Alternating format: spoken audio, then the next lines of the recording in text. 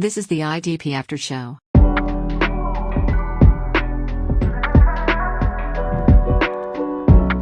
Hello, a big welcome to the IDP After Show with me, Jase Abbey.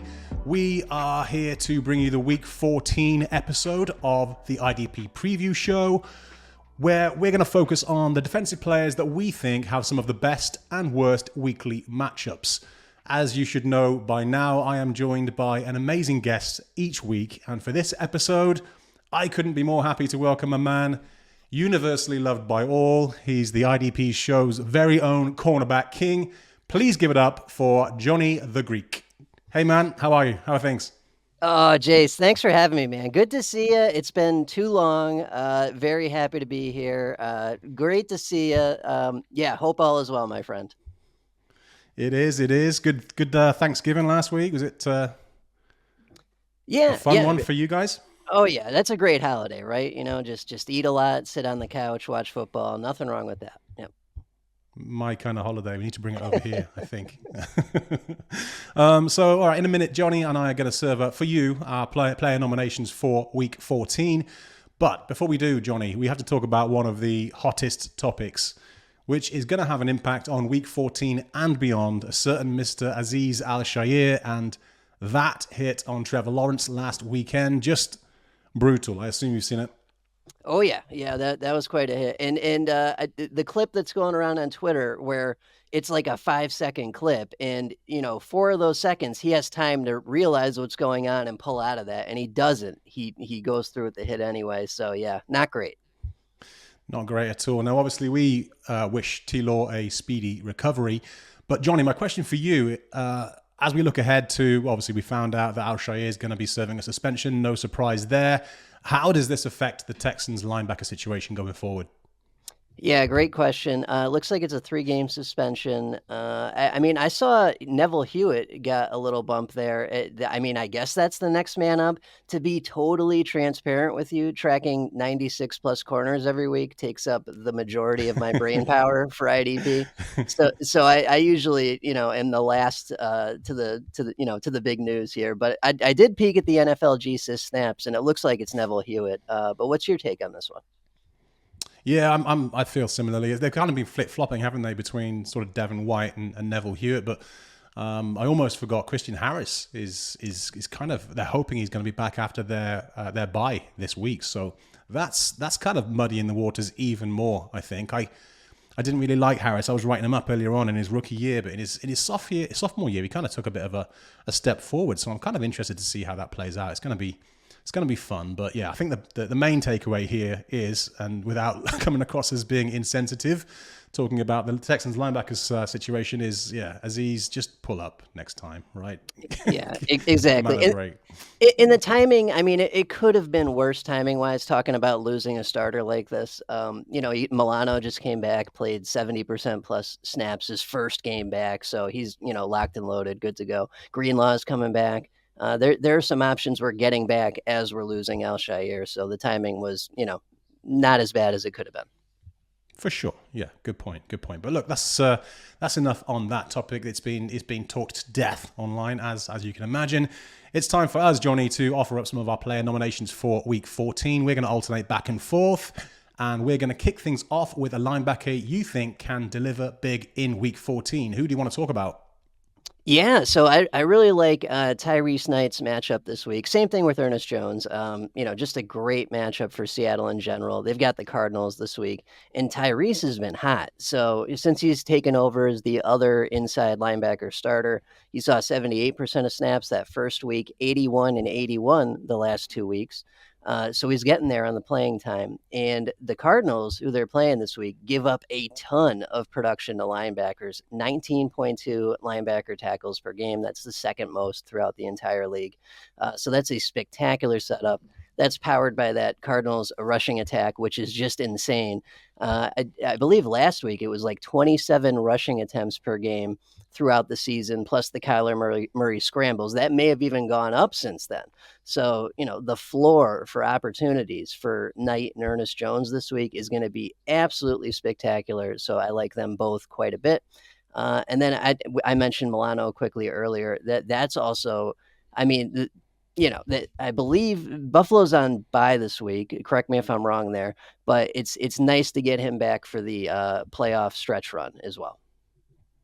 Yeah, for sure. 16.7% tackle efficiency for Knight so far. That's fifth amongst 111 linebackers. That's an impressive start for him, That's right? pretty good, yeah. Yeah, I mean, I should mention, and obviously a lot of those tackles have been assists.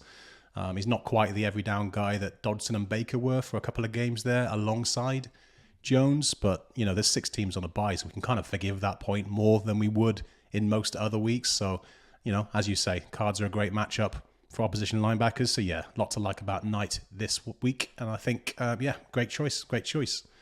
My first nomination is going to be Kaden Elliss. And I think this is the first time I've mentioned him on the show this season, I think, and it might be an odd time to bring him up because obviously last week needed that sack to kind of rescue his stat line against the Chargers.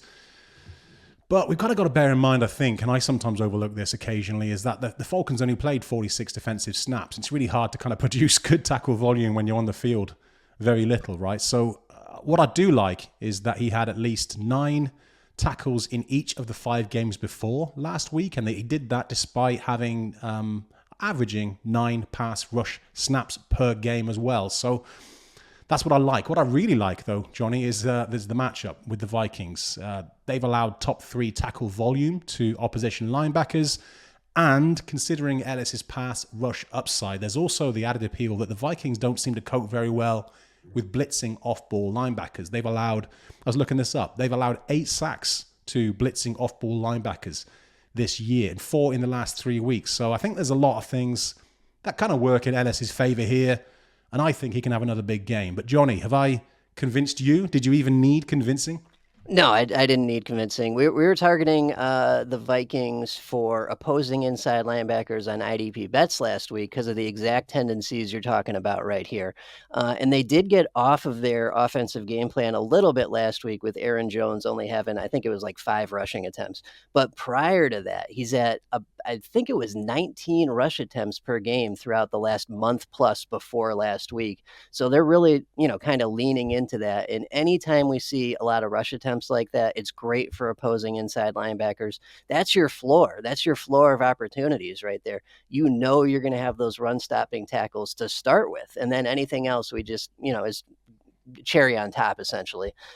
So yeah, love this matchup. We've definitely been targeting this. So I'm on the same page with you.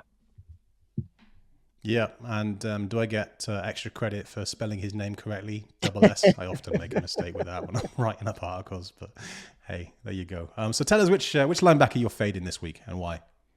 Yeah, I'm gonna fade Kyzir White this week. So he's been a little sporadic recently. He did save his what would have been a mediocre performance with a sack last week. Without that sack, we're looking at like 6 combined tackles, and I think only 4 of them are solos or something like that. So the tackle floor is not going to be great against a Seattle team that only allows 12.2 linebacker tackles per game. That is dead last overall throughout the entire league. So if your league is tackle heavy with the scoring, you might be in for a bad setup with Kyzir White this week. Also, he had just 5 tackles a couple weeks ago in a very similar setup against the Jets, who were 27th in allowing linebacker tackles. Seattle's dead last, so it's going to be even worse than that this week. So yeah, not a huge Kyzir White fan this week. I mean, we've got 6 teams on bye, so it is what it is. He's still 100% of snaps inside linebacker. And we'll take as many of those guys as we can get, especially with 6 teams on bye. But yeah, I'm fading him a little bit. I also am fading the Landman and Troy Andersen over in Atlanta. Those guys had about 30% of snaps each last week. That is not sustainable. That's not usable at really any level. So unfortunately, those two have kind of taken production away from each other. But yep, that's who I got.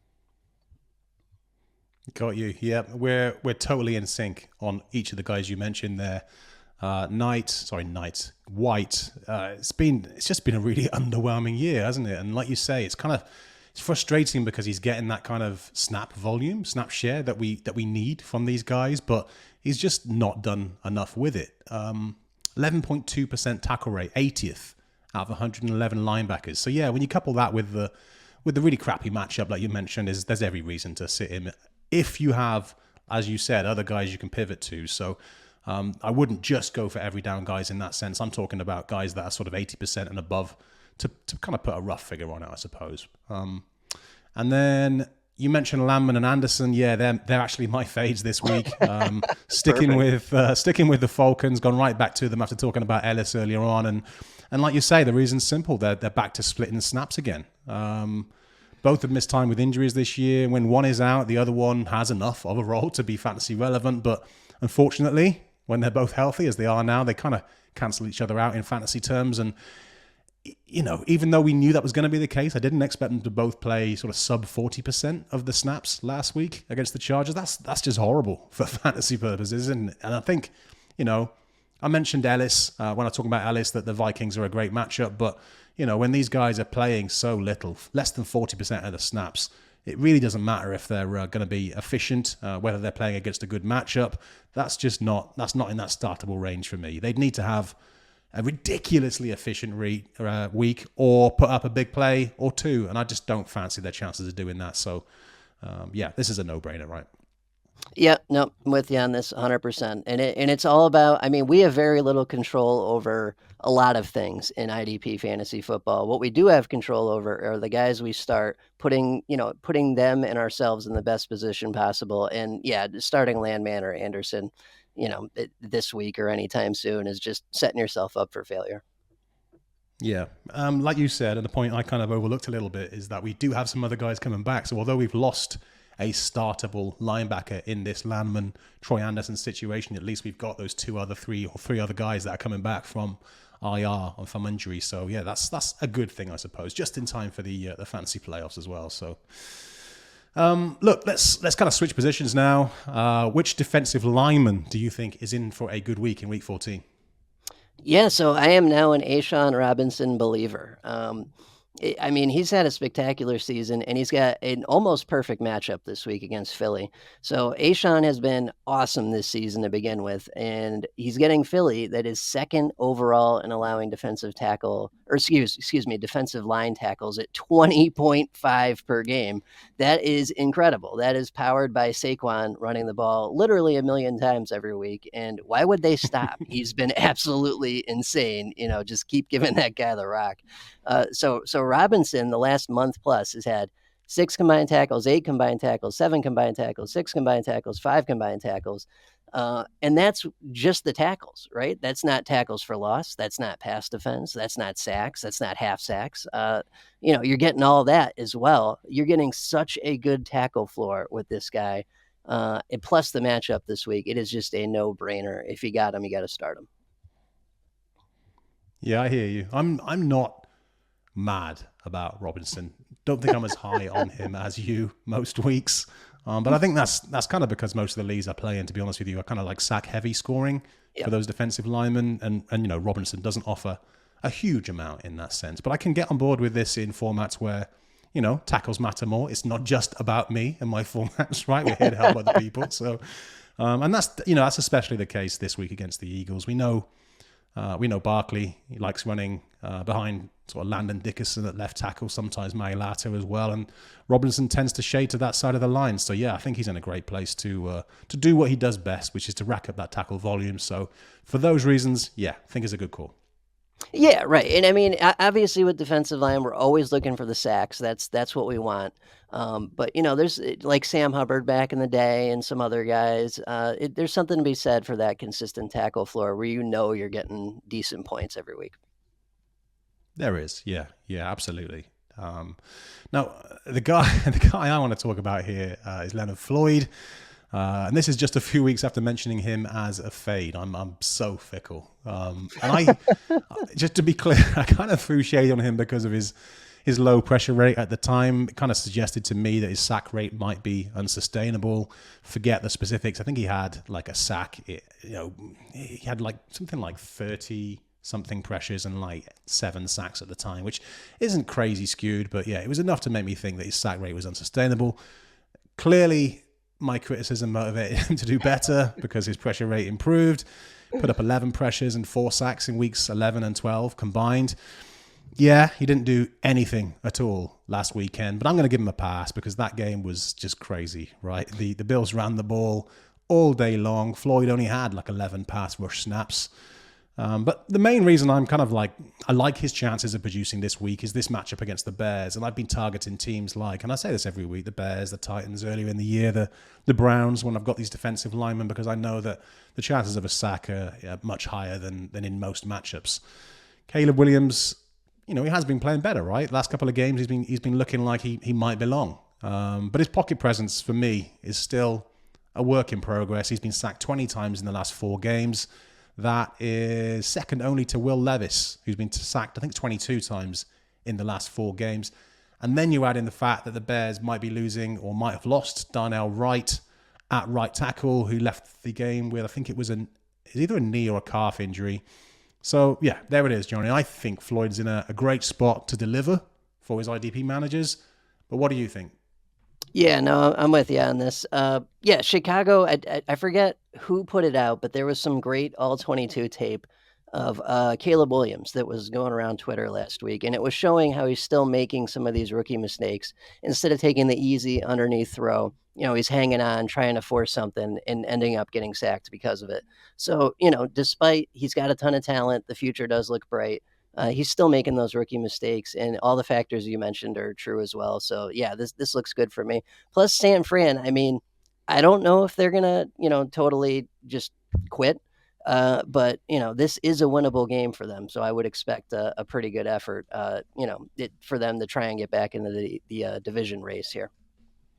Yeah, absolutely. And you've got to think a guy like Floyd as well, who, I don't know his contract situation. I think he's under contract next season as well. But at that age especially, this is true for all players, right? They kind of have a reason, a financial reason to be delivering. Sure, some of the motivation is going to be gone, but I think it's more likely that something like, Nick Bosa will be sat an extra week or an extra 2 weeks than it will, which might actually help Floyd in some respects, but than it will for people like a Leonard Floyd to put in a little less energy, a little less effort, but I have to wait and see. But yeah, it's basically the matchup. The Bears, if I've got a defensive lineman playing against the Bears or the Titans recently, then they're my sort of go-tos. So that's the reason why I mentioned Floyd, even though I'm probably not as high on him as most people are, I think.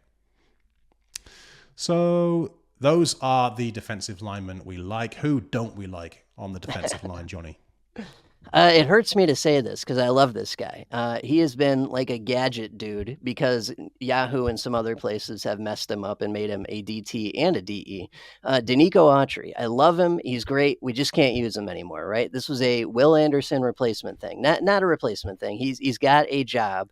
He's going to play about 30% of snaps each week. Without Will Andersen, he's playing upwards of 60% of snaps, and then he becomes usable. And then you see those sacks and those splash plays.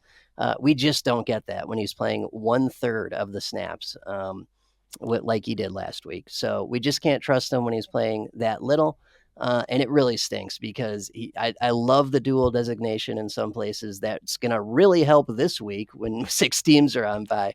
And in the past, he's traditionally been a really good waiver wire defensive line guy that gets you some production. We just can't trust it right now, though. As long as Will Andersen and Hunter are healthy, Autry is going to be on the outside looking in. Yeah, and I'm really glad to hear you tell me that you like him as well. I've got a big soft spot for him too. I kind of feel like he's been a little bit underrated most of his career. You look at his sack numbers over the last sort of 5-6 years, it's like shit. Yeah, and I don't know if you've got a player like this, but for me, he's one of those guys who, when I'm desperate for someone off the waiver wire or, the sort of bottom half of my DL roster list, he's there. I put him in. Inevitably, he gets me a sack. I then get tempted to leave him in if he doesn't do something for the next 2 or 3 weeks, but that's fantasy, right? So, as you said, there's just too many mouths to feed over there. Will Andersen, Daniil Hunter, Derek Barnett as well. We just can't justify starting a guy who plays so little. It's just a big nope from me. But we love you, Denico. We'll end on that. That's true. Yeah. So my fade is going to be really, really unpopular, as I've gone with Brian Burns, and I know I might be setting myself up for failure here, Johnny. He's clearly a capable pass rusher. He's in that good but not great category for me. But by the end of the season, he's going to be flirting with double-digit sacks, as he does pretty much every year. This nomination, though, is less about Burns the player and more about the matchup. And I did a bit of a double take when I was reading this earlier on. Derek Carr has been sacked only 7 times in 9 games this year, never more than once in a single game, and only once in the last 3 games. Now, I should say, when saying that the Saints haven't really played against many teams that boast like a really dangerous pass rush, and the Giants do rank among the better opponents they faced in that sense, but I don't think that unit's going to look anywhere near as good without Sexy Dexter Lawrence. So the matchup for me, in the absence of Lawrence, it was enough for me to go ballsy and say fading Burn this week. Now, as we often say when we talk about these guys who are better than average players and we're talking about sitting them in context, right? So if you've got very little at the defensive line or at the edge spot, you're still starting Burns, right? This matchup isn't disgraceful. So you can still start Burns if you're in a situation like that. This is really for those guys that are in shallow leagues. Maybe you're comparing Burns to another really good edge rusher. Maybe you drop him in that sort of situation. But I know this is contentious. Johnny, what's your take? Yeah, no, I'm with you on this. There are a lot of guys out there, excuse me, that do have those type of leagues where it's they got a lot of options. And yeah, you just want to go with a matchup that's more favorable. This is not a favorable matchup. Like you said, Derek Carr doesn't get sacked that often. That's because of their offensive game plan and their style. They don't really pass that much. They pound the rock and occasional play action to Marquez Valdez-Scantling now, and that's it. That's the game plan, right? So yeah, there aren't going to be many opportunities to begin with. The Giants as a team are horrendous right now. It's very likely they'll be in a negative game script quickly, and then it's just New Orleans killing the clock the whole second half. So how often is Brian Burns going to be rushing the quarterback during that? You know what I mean? So when you really look at this, like 30,000 foot view, I'm with you completely. It just doesn't line up well. But like you said, Brian Burns is so good. He's so talented. He may be able to overpower that. It's just not statistically as likely as some different matchups. And that's all we're saying is just go with the more favorable matchup. Exactly. And I will say as well, another caveat, if somebody on that Giants team gets a sack, I think Burns is the most likely. I'm not a massive Thibodeau fan. Like I say, they're missing Lawrence. So, Ojulari is kind of like faded again since Kayvon came back. So yeah, Burns is the most likely guy. I'm just not mad about that matchup. So, but Johnny, let's move on to the DBs. You are our cornerback connoisseur, right? So I can't wait to see what you come up with here. Absolutely no pressure. I mean, loads of pressure. Tell us who you like and why. Yeah, well, there are some pretty good setups this week. Make sure you check out the Cornerback Corner on the IDPshow.com. But I really love the Vikings secondary against Atlanta. So Atlanta as a team is allowing 16.4 cornerback tackles per game. That's best across the entire league. So Byron Murphy set up very well this week. Stephon Gilmore, if he can play, set up very well this week. If not, Shaq Griffin gets a little bit of a boost. Metellus, Bynum, all those guys are also set up well because Atlanta allows 14.3 safety tackles per game, which is 5th best in the league. So basically the entire Vikings secondary is set up very well this week. We've got Atlanta that allows top 5 production to both safety and corner. That's about as good as it gets for guys like Byron Murphy, Harrison Smith, and this Minnesota secondary in general. Yeah, I like this. I like this pick, and one of the other reasons I like this pick, and we're all pretty crappy at predicting interceptions. I don't know anyone that can really do that. Yeah, no one can. More than most. Yeah, more than most, right? But it doesn't hurt Murphy's outlook that Kirk kind of disintegrated last week. He leads the league in pass interceptions now, and last weekend was just brutal. He didn't quite look as bad as was it the Texans Goff was playing against when he threw 5? Yeah. But it wasn't far off. Now, as I say, that's a bit of a weak argument because predicting interceptions is a fool's game, but it doesn't hurt Murphy's outlook. It's worth mentioning. It's definitely possible. Definitely possible. It's a strong possibility, right? Because you got to think about how the game's going to likely go as well. And, Hmm. Yeah, I mean, Atlanta's not playing well. Excuse me. They'll probably be in a negative game script, forcing Cousins to do some things he doesn't want to normally do, and that always increases the chances of a pick. Yep. Yeah. So I want to talk about a guy that I'm loving him lately. I've got him in one league, only one league, but I'm loving riding this wave right now, and it's Kevin Byard. You know, he's not the ball hawk he was earlier in his career, and he's put up. Start of the season, he was putting up some pretty modest production, wasn't he? But he's been on an absolute tear lately. November was very kind to Kevin Byard. He's put up 45 tackles in the last 4 games. That leads all safeties over that period. I was looking at him earlier in the season, and I remember thinking, like, he's although it's another new scheme, what is it, his 3rd team in the last year? He's kind of lining up pretty similarly to how he was in previous years, and his tackle numbers at that point were way down when I was looking at it last. And I remember thinking he's got no chance to kind of like surpass what he did last year, which I think was a career year in tackles for him. But you kind of fast forward to now, and after that sort of November hot streak, he's got a shot to put up career bests in that category, and just kind of makes you realize what a difference a month makes, right? So he'd be a great choice for me to go with on form alone. But this weekend's game against the 49ers is also a stellar matchup for safeties because they've allowed greater tackle efficiency to opposition safeties than any other team in the league. So this is one of those situations, Johnny, where you've got a guy who's in red hot form in a perfect matchup. What can go wrong? Oh man, how much time Lots, you got? Right? Yeah. No, yeah, I'm with you on this. I don't think he's left my lineup since, like, I don't know, week 4 maybe. He's definitely been red hot, especially recently. And Tennessee as a team, they've been better lately. I mean, you got Westbrook Akine scoring touchdowns every week. I have no idea what's going on there, but they've been better. But if you look at the rankings, they're not a great offense. So odds are Byard's on defense a little bit more than he normally is. Yeah, so all the factors you mentioned, I think line up well here. He's been red hot, 45 in 4 games. That's absolutely incredible. It's just crazy. But like I say, I'm loving it in the one league I'm in. It's probably hurt me in other leagues where I don't have him and I've been going up against him. But yeah, on balance, really liking what I'm seeing. So those are the guys we like at DB. Which DB should we be avoiding? Oh man, I got burnt by this one. So safety. There's always safeties coming and going, right? You can always find some on waivers, but I've always loved Rayshawn Jenkins. He's been very consistent, very productive throughout his entire career. When I saw he was coming off IR a couple weeks ago, I was like, oh, and sign me up for that, right?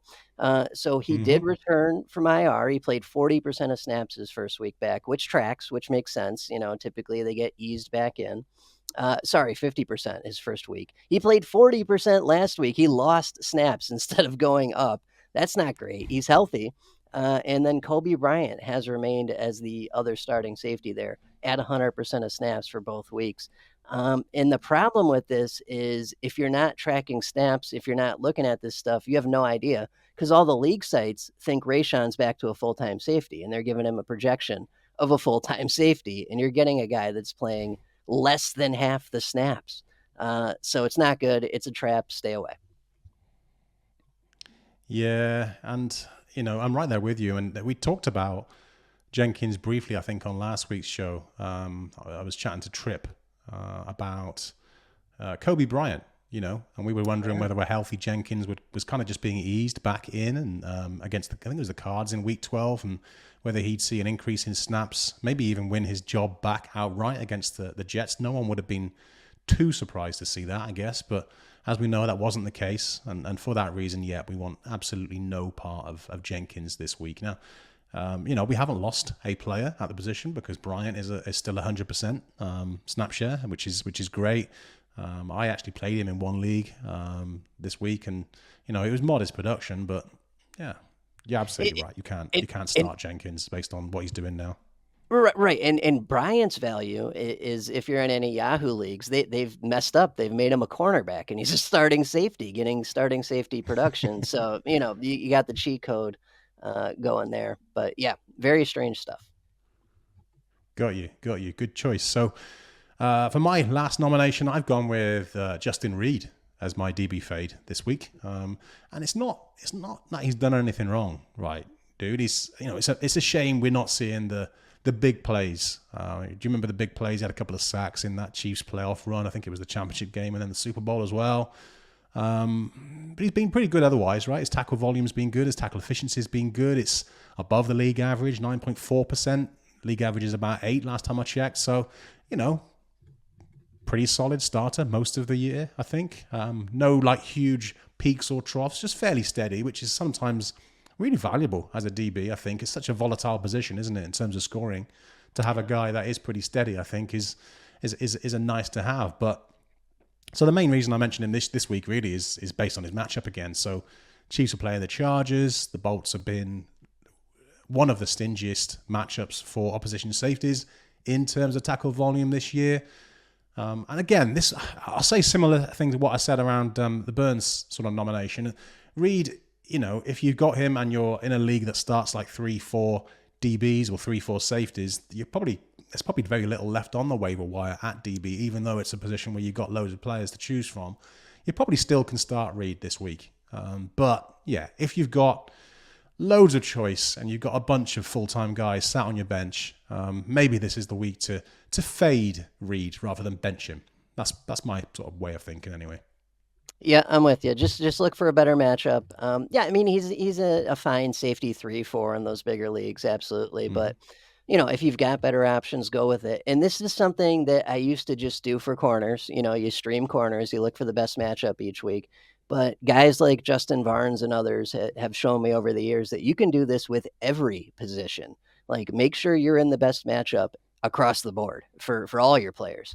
Check waivers, see if there's something better out there than what you got this week. Obviously you don't want to get rid of a guy that you need down the line, but this is something you could do across the board. You should be putting yourself in the best situation to win your matchup every week for every position. And that's how you get the best outcomes.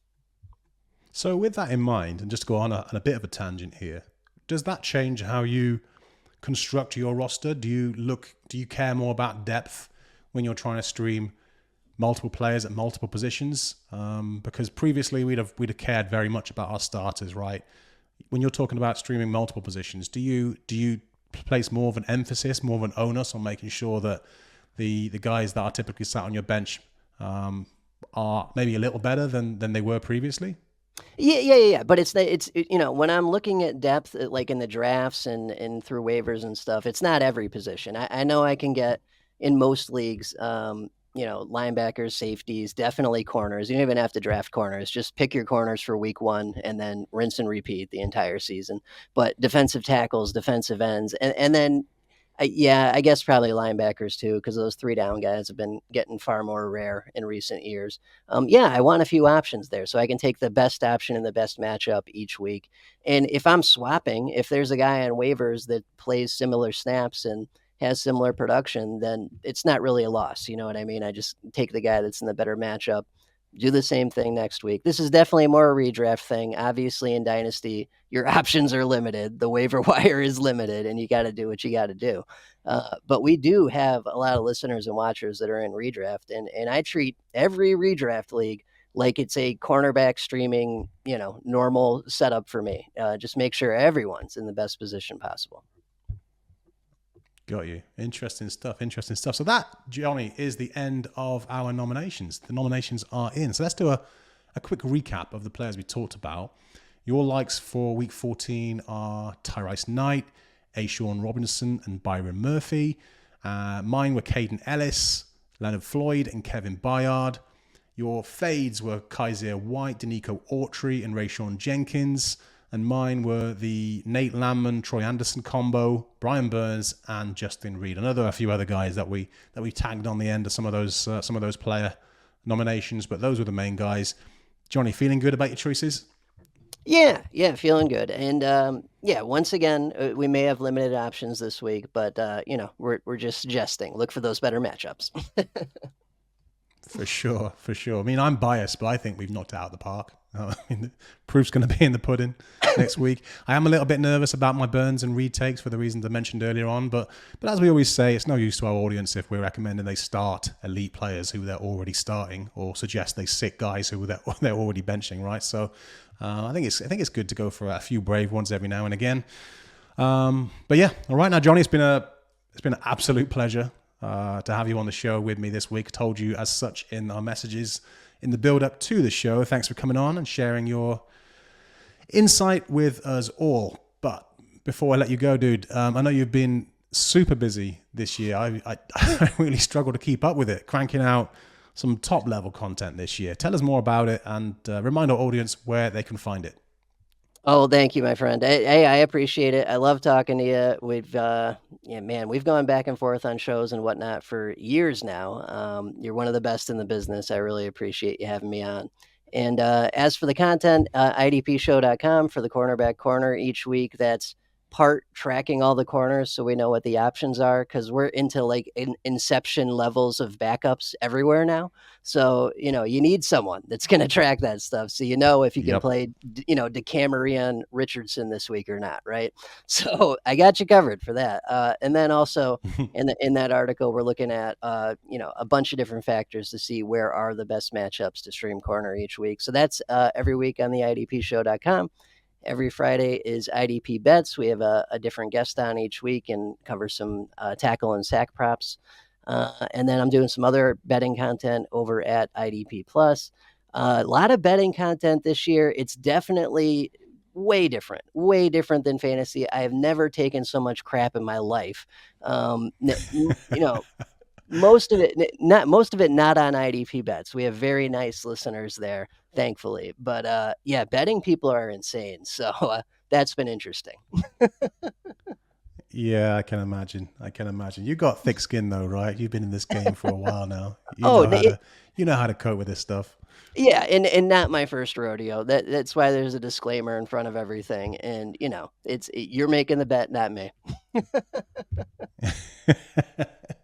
I didn't do too well on the Broncos game the other day. I felt super confident, but yeah, I fell short. But hey, I'll have to pay more attention to your recommendations, so I am a little bit more successful going forward. But yeah, I'll come and give you a lot more grief than anybody is currently, because I know you well. We've been working together for years, and I know that you'll take it in good humor. But look, thanks again for coming on. I know you're busy. You're very busy, so I appreciate you sparing the time. A quick thank you to our audience as well. I do it every week, but yeah, we really do appreciate you guys tuning in. Please don't forget to subscribe to our channels on YouTube, Spotify, and Apple Podcasts. And if you're feeling particularly generous, you can even throw us a like or a positive review. So this has been the IDP preview episode on the IDP After Show. We hope this has been helpful in some small way in your quest to dominate your fantasy league this year and in your attempts to win the fantasy championship. We're getting close now, Johny. And we'll be back with you next week. Bye for now. This was the IDP After Show.